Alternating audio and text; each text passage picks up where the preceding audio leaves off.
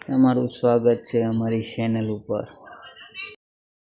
આજે આપણે વાત કરવાના છીએ કુંવરબાઈનું મામેરું યોજના વિશે। કુંવરબાઈનું મામેરું યોજના એ ગુજરાત સરકારની એક ખૂબ જ લોકપ્રિય યોજના છે, જેનો મુખ્ય હેતુ દીકરીના લગ્ન પ્રસંગે આર્થિક મદદ કરવાનો છે।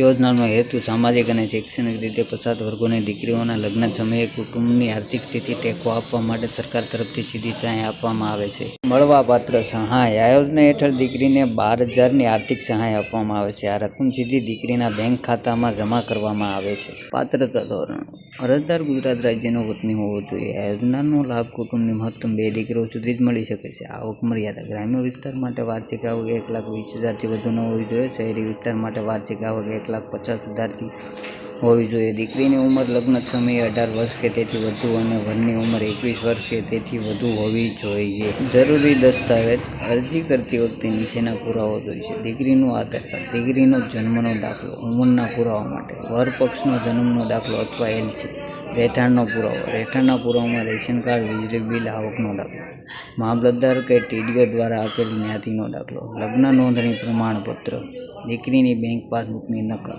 અરજી કેવી રીતે કરવી?